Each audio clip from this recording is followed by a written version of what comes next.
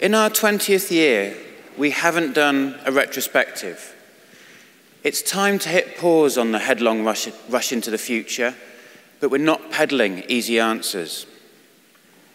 When truth is elusive, Janus-faced, we can turn to artists. We've had a leather couch, we could have called on an analyst. Instead, we've called on a writer and a conjurer of words. Warren Ellis has found words for the unconscious of this culture, given voice to our times. To bring down the curtains on our 20th anniversary, I give you Warren Ellis.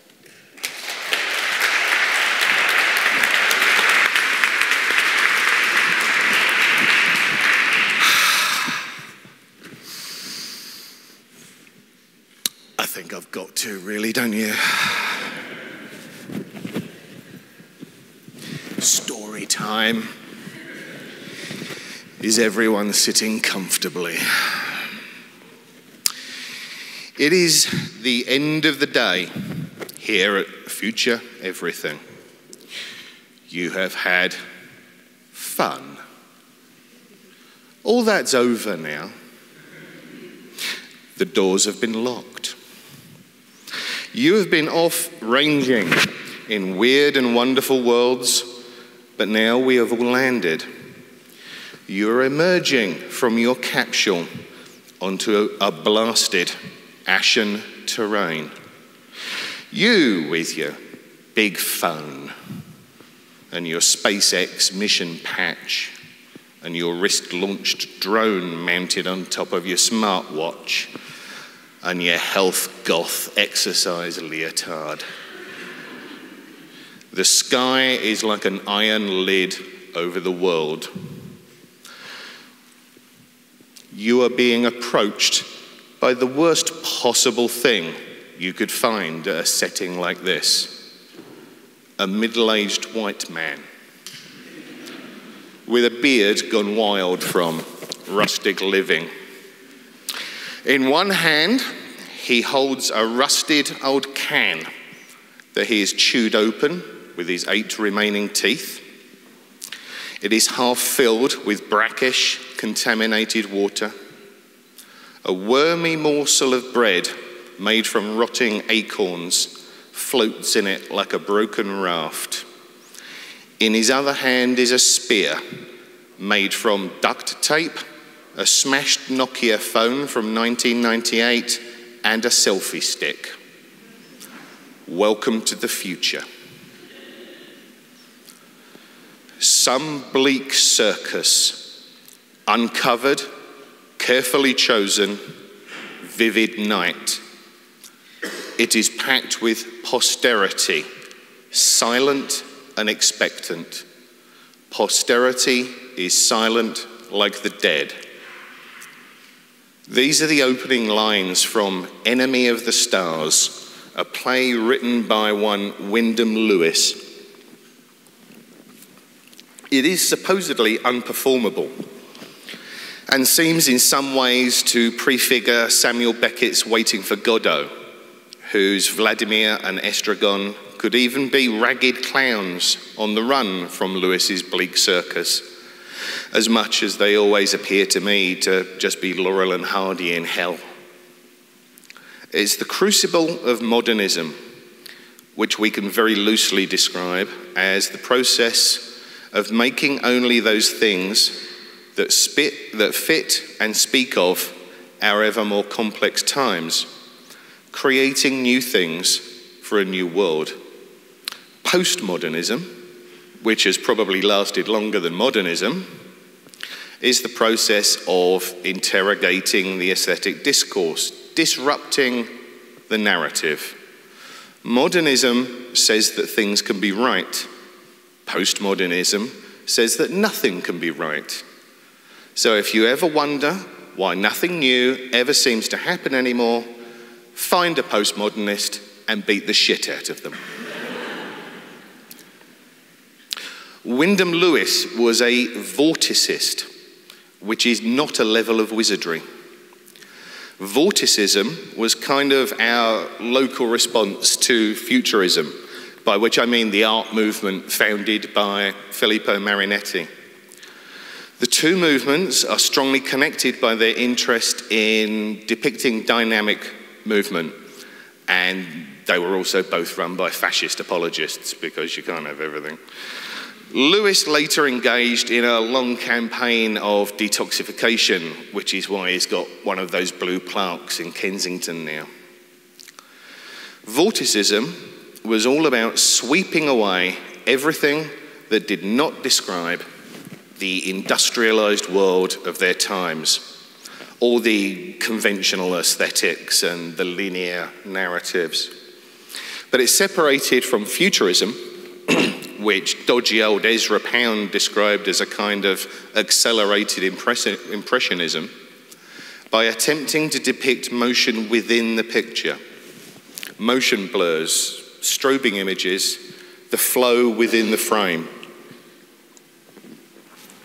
Enemy of the Stars is set in what Lewis called the 30th centuries, and the audience itself was intended to comprise the entire remains of humanity, referred to as posterity. Posterity is silent.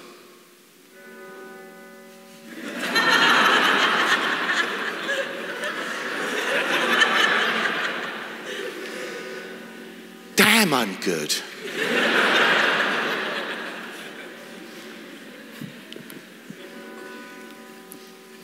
A stage direction reads, "The red walls of the universe now shut posterity in."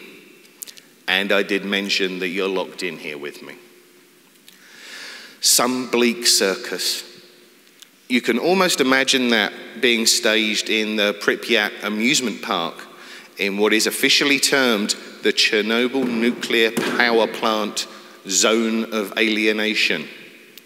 The novel Station 11 by Emily St. John Mandel features a group of travelling players in a post-apocalypse world staging Shakespeare in outposts on a ruined planet, silent like the dead.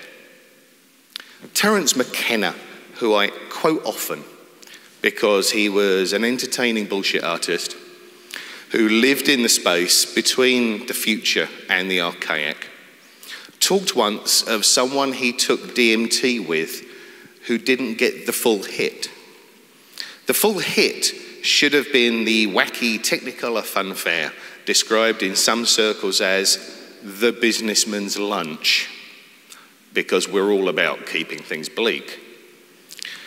However, she didn't get the full hit, and so she landed in what she described as the world's saddest fairground. The circus was shut. All the rides were still, silent. A cold wind blew through the site. Dead zone, a zone of alienation. Some metaphors never go away. The circus ring is radioactive, the acrobats are eating each other, and the clown car exploded because it's electric and the battery caught fire. Wyndham Lewis recorded a conversation with Marinetti in his autobiography, which was surprisingly not called Old Racist. Even though he can't stop himself from calling Marinetti a wop who can't grasp that, quote, "We've had machines here in England for donkey's years, they're no novelty to us." Marinetti, who at this point appears to have entirely given up on recruiting the bastard for futurism, just yells at him, "You have never understood your machines. You have never known the ivresse of travelling at a kilometre a minute. Have you ever travelled a kilometre a minute?" Lewis responds, "Never. I loathe anything that goes too quickly. If it goes too quickly, it is not there." Move fast and break things versus calm technology.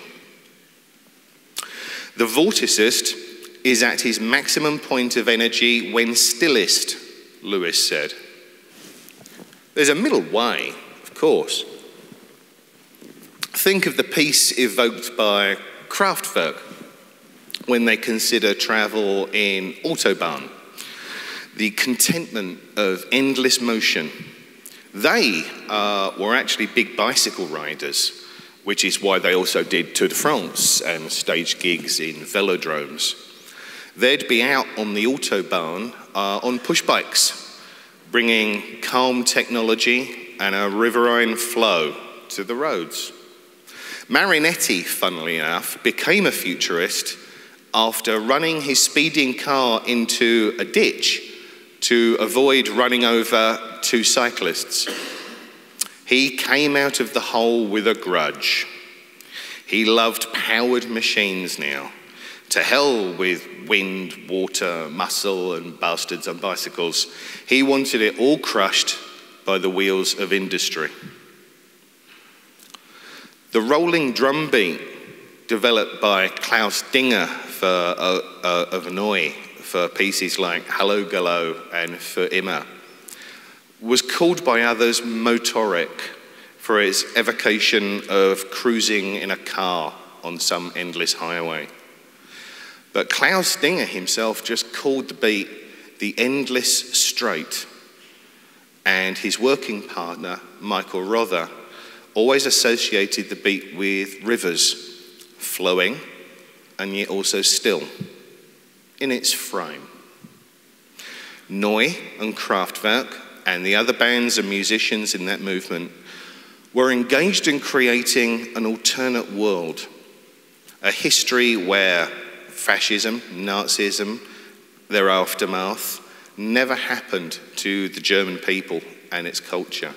They were trying to imagine a new world and its future music. We're wandering around other people's futures, abandoned fairgrounds, rotting cemeteries. Vorticism was smashed by one immovable object in their swirling, non-linear modern dream, World War I. Some were killed, some went insane. Marinetti, having turned to fascism as a way to bring on the future, attached himself to Mussolini and attempted to make futurism the official art of the Catholic Church.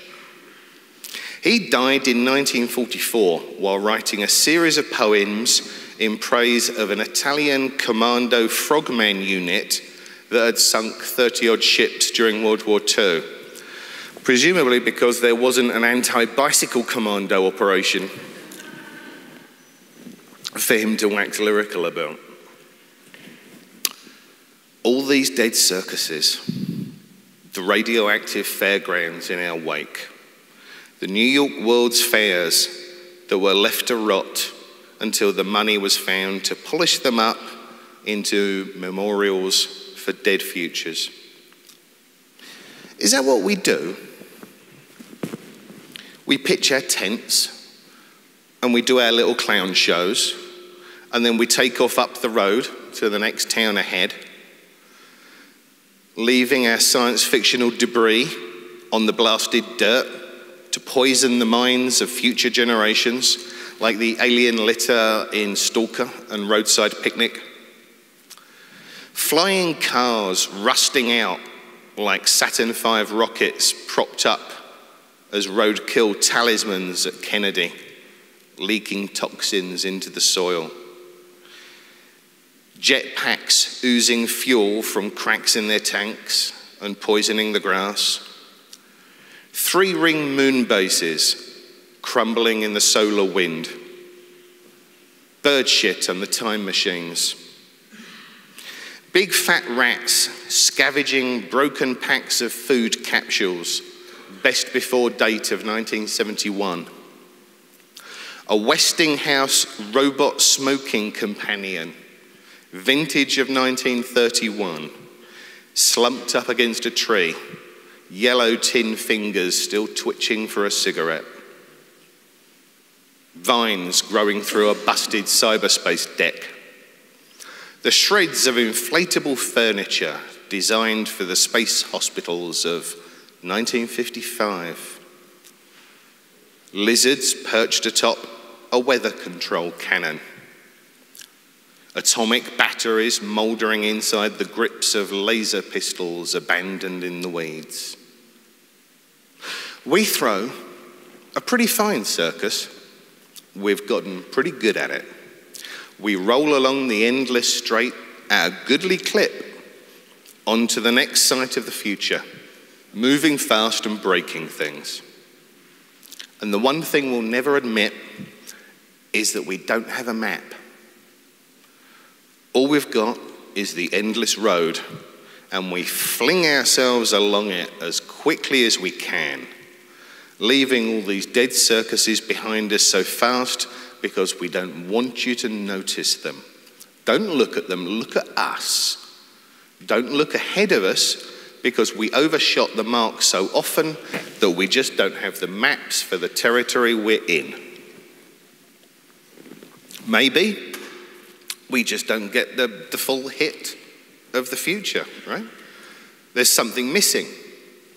So we leave this trail of crap in our wake, in the wake of our forecasts and conferences. That's why we're wandering around in this metaphor I'm massively overextending. Moving at 1 kilometre a minute. If it goes too quickly, it's not there. We don't want memory. What Mars colony? We never promised you that. What transatlantic tunnel? We're not interested in democracy because the future is a product and you only get to vote with your money now. And apparently they keep all that in Ireland now. Here's your acorn bread and bleak circuses. We promised you 1,000 songs on a little slab in your pocket. But you mostly only get to rent them these days. And you probably rent the slab too. And the people who made the slab get to decide what you rent. And not only did nobody predict that little slab that changed the world, but also no one predicted that it might randomly force you to listen to U2 at any given moment. Pulling themselves out of a ditch, Wyndham Lewis and Filippo Marinetti, the Vladimir and Estragon of futurism, determined to summon and shape a new future, but neither of them considering for a second democracy as an engine for tomorrow, or for that matter, communism. Democracy somehow hasn't sounded like the future for a long time. If you live in Britain, that's probably understandable, because here the democratic machine is represented by 3 middle-aged men who look eerily alike in their hairlines and soft jawlines, often distinguishable only by the colours of their ties. There are no good futures. There's nothing to head towards but more garish, unsustainable carnival acts. The atemporal space at the end of postmodernism. Nothing left to do, nothing happening, everything stays the same. We feel it politically, culturally, socially, and at this point, technologically. We've spent the 21st century muttering, "Ever feel like you've been cheated?" and doing it ironically, even in a bad Johnny Rotten voice. Even philosophy has abandoned us at this point. Off in a fantastically bleak enterprise generally referred to as speculative realism. The most optimistic and forward-thinking strains of this movement tell us that we live in a cold and uncaring cosmos where life means nothing, and we are nothing but a temporary infection smeared across an unremarkable rock hurtling through the blackness. That's the good news. Furthermore, we have no more claim to existence or dreams than the rock itself. And the rock, generally, is of more use to the universe than we are. It is the philosophy of understanding the presence of things rather than people. in some doomy Lovecraftian mode of looming Leviathan forces we cannot comprehend. And now the early practitioners are engaged in, and I quote, ferreting out the specific psychic reality of a rock. To me, it always has the sense of being on the verge of a connection with the industrial economy, where humans are nothing but the reproductive organs of the massive machines that both loom over us and haunt us. For now, they extend into the unseen digital planes of electromagnetic fields. It can almost tip over into a philosophical underpinning for accelerationism, the notion that capitalism should be unchained and allowed to run riot until it destroys itself. Let the wheels of industry crush everything until there's nothing left to crush but themselves. You can array any number of arguments against what is, as Benjamin Noyes said, a capitalism fetish. But the main one is still that it really doesn't work like that, not until we're all dead. And frankly, probably not even then. Speculative realism says that our lives and deaths don't matter anyway. It's the systems of the world and the orreries of the universe that are the story. Happy books, these are. With happy names, Eugene Thacker's In the Dust of This Planet, a title so snappy that it immediately got appropriated and stuck on a clothing line. Extinction aesthetic. So, there's the latest news from philosophy. The saviours of the human condition. Nothing actually matters, and building a future is pointless because Matthew McConaughey says that time is a flat circle, the middle of the three-ring circus that will soon be subsumed in the dust of this planet. Posterity is silent. We're at the end of 20 years of FutureEverything, and maybe 120 years of futurism as its own industry. And here we stand in the dark, in the rubble of busted ideas and broken promises and 10,000 conference lanyards. No future left. I think that's probably got to stop, don't you? Ban prediction. Prediction causes litter. Prediction causes enough embarrassment that you have to leave town and set up shop again 2 towns up the road. Prediction is the best circus act of all, but it is just an act. It's a carny turn. Stop doing it, or I will make you wear clown shoes while you do it. Let's look at that term, speculative realism, again.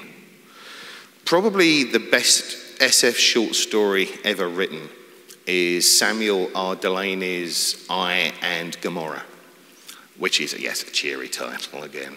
I don't think it's hard to find. It's about null-gendered astronauts and the way they live, including feeding off a fetishist fan base.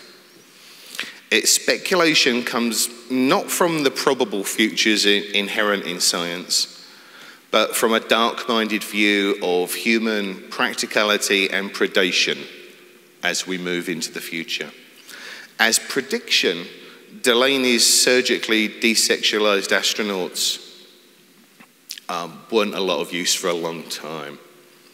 To a certain mindset, it's useless as extrapolation because why would we neuter astronauts? It came from discussions about gender in the astronaut corps.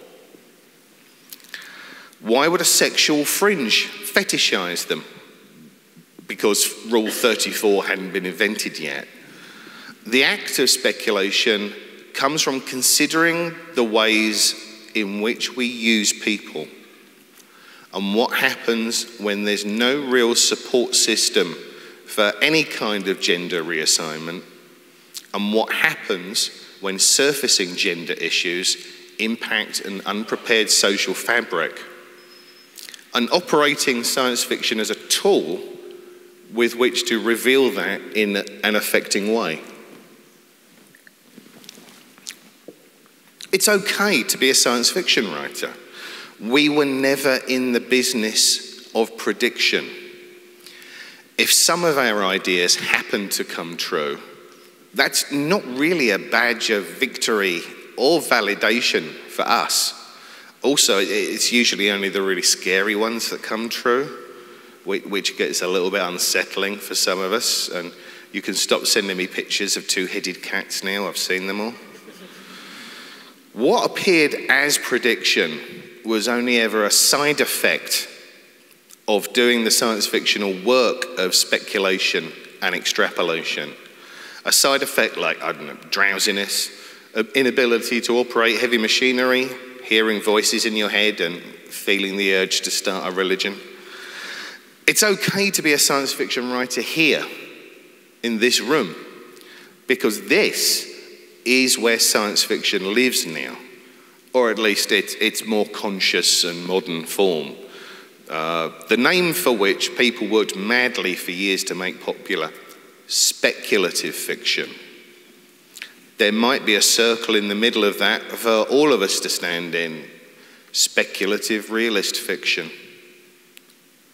If memory is dismissed or declaimed as a serious security risk, and democracy is forgotten and ignored, and ownership is toxic or lost, and the wonderful is in short supply, and the weird is everywhere and it's worrying the crap out of us, then it's time to close 20 years of future everything by starting all over again. Future everything is the thing. The future isn't seeing the circus approach town from up the road, coming straight towards you. It's everything.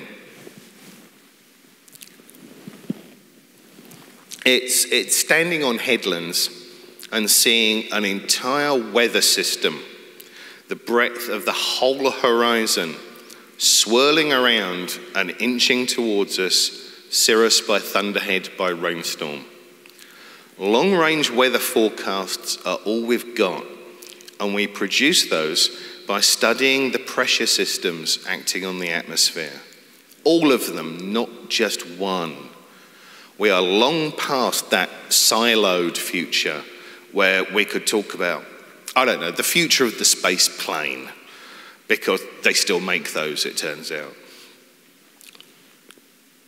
You can't talk about it without talking about the pressure systems around us, the pressure systems that surround it.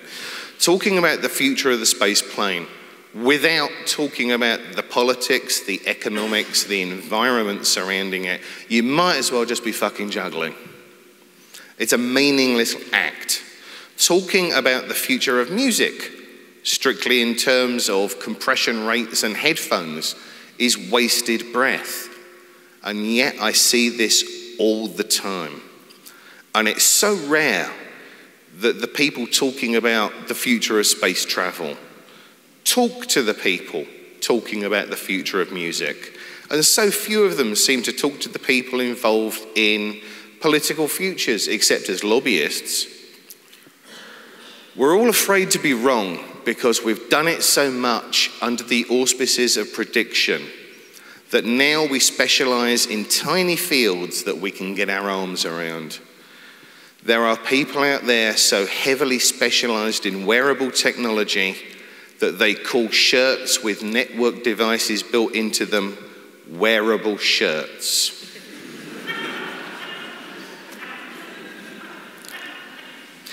They are so deep into their own silo of futurism that they have forgotten how shirts work.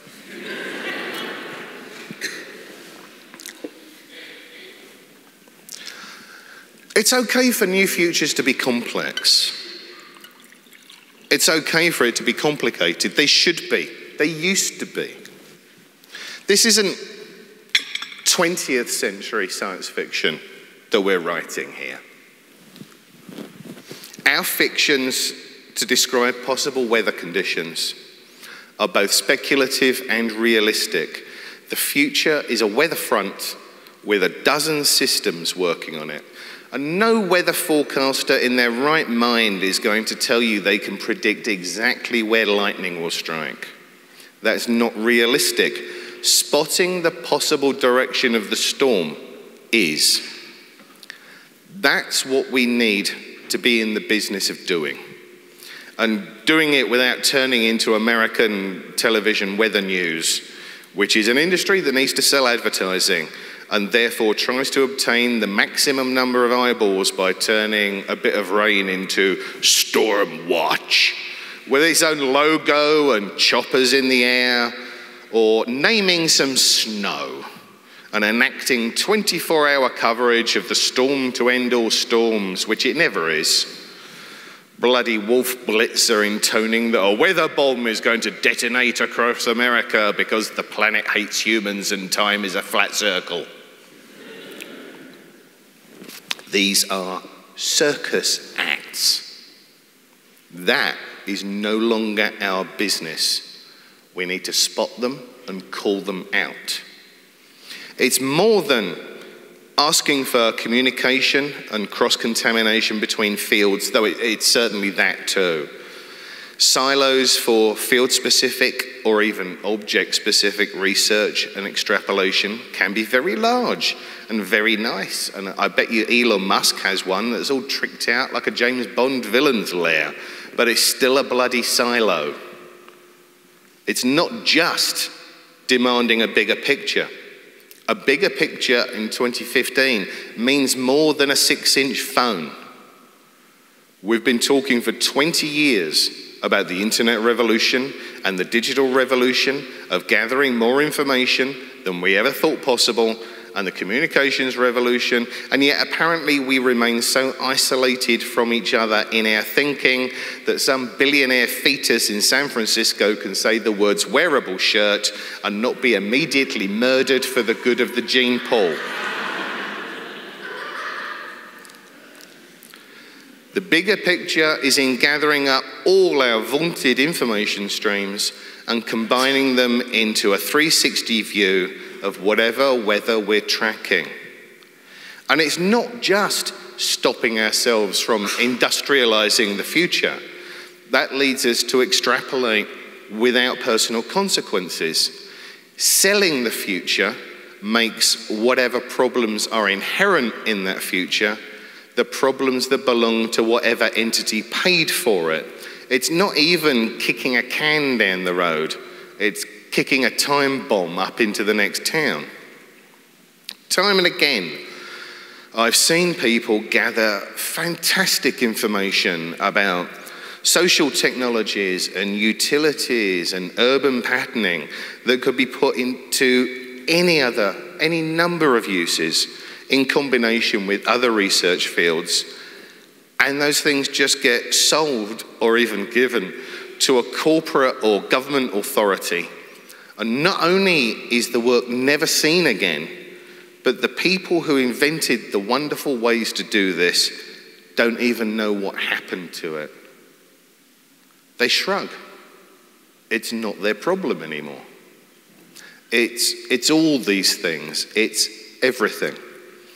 The comeback from putting on all these circuses about how great we are in the face of an uncaring universe and all the things we can do one day is that we actually have to start being great, and we have to start being realistic about what we can do one day.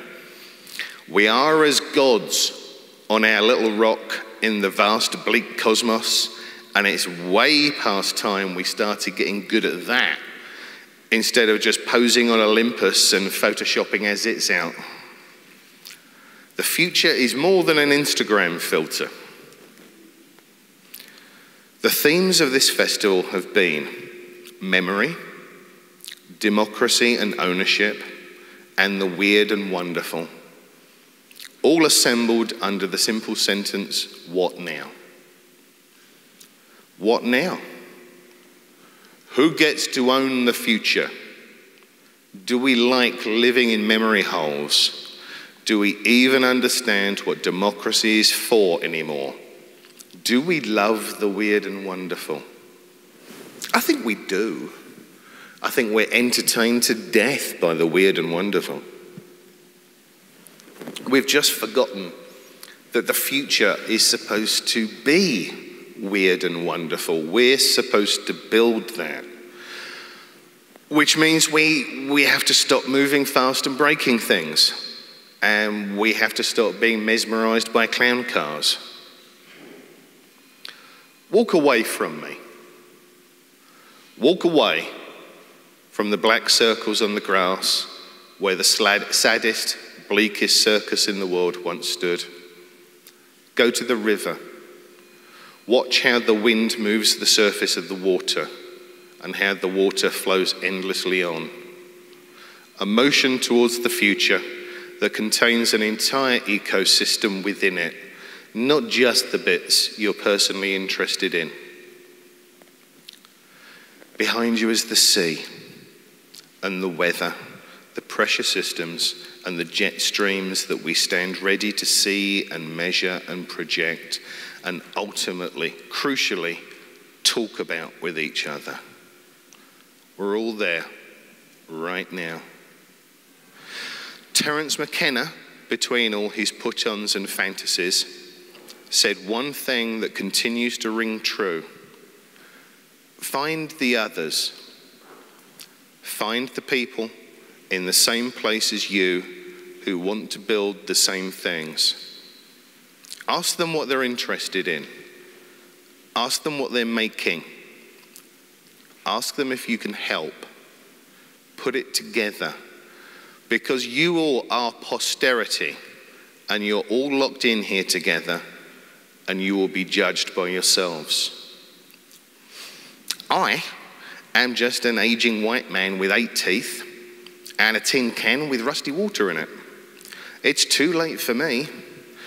All I could do was gather you up into a room and then lock it. It's not too late for you. It's not too late for the future. Start talking. Start building it. Make it calmly and make it complex and make it inclusive. Make it real. Make it human. Make it weird and wonderful. No more circuses. Make future everything. You can unlock the doors now. Thank you for your time.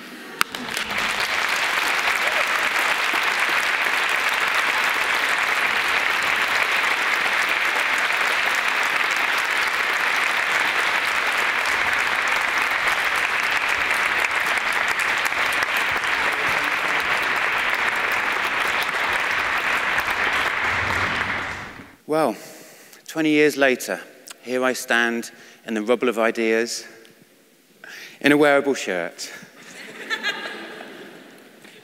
Couldn't resist.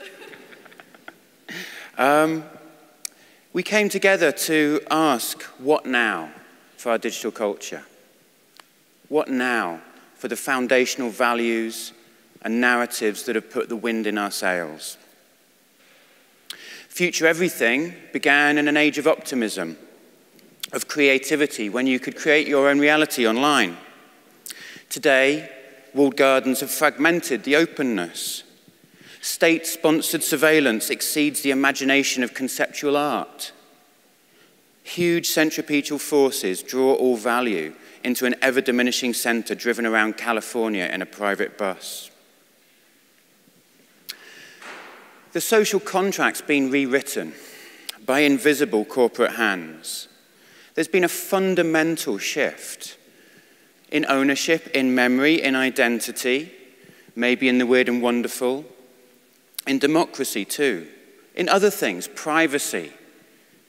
It's fundamentally different what we will accept. As has been said in the last few days, we are constructing worlds on rules that are not clear or that are shifting. Control resides with a few companies who can turn off access at a whim. This isn't about working out a headline to a 20th anniversary. This is urgent. There's a huge democratic deficit, but there's also a huge opportunity. This morning, we heard about huge news for Manchester. This city's on the cusp of change. Devolution is happening. We've had history made. One of the most significant announcements of recent decades was made during this conference in that room there. 6 billion of budget devolved to Manchester. This is an opportunity. Who's going to grasp that opportunity if not us? Sir Richard Leese, one of the architects of that, stood on this stage and said we need imagination and ideas. Gabriela came from Mexico City and called for fascination and imagination to become part of the political landscape. Sometimes the narrative seems a little simplistic, as if it's a move from transcendent openness to encryption. The Janus face has long been there. I remember I was talking about an old friend, Ben Russell, earlier today. And I remember long conversations about in what we used to call locative media. And I had some friends who were talking about mobile surveillance and some friends who just wanted to build cool stuff. It's always been Janus-faced. So is this an end of innocence? Maybe. I think we're learning to live with the Janus face. Maybe this is something like a new civics of the internet. Maybe it's some old stuff that we need, what they call the art of the possible, also known as politics. It's messy, it's real, it's grown up. We've had a lot of insight into that world. Network citizenship, gaming our data double, swapping cookies, Hertzian tribes in air-gapped networks. There needs to be permission, consent, first-party as well as third-party access, data as philanthropy, not manipulation or exploitation. We need to reclaim this space, but it's not a level landscape. Ideas won't change it. We need to make new worlds. Bring a shovel. We do, though, need to open new discourse when discourse gets stale. We were proud to host Haunted Machines. Haunted Machines is introducing new discourse. As was said, we don't want to build a future where there is no magic. Over the last 2 days, we've been outside and ridden the internet of bikes. We've called for an internet of the imagination. Let's keep it weird and wonderful, people. Thank you.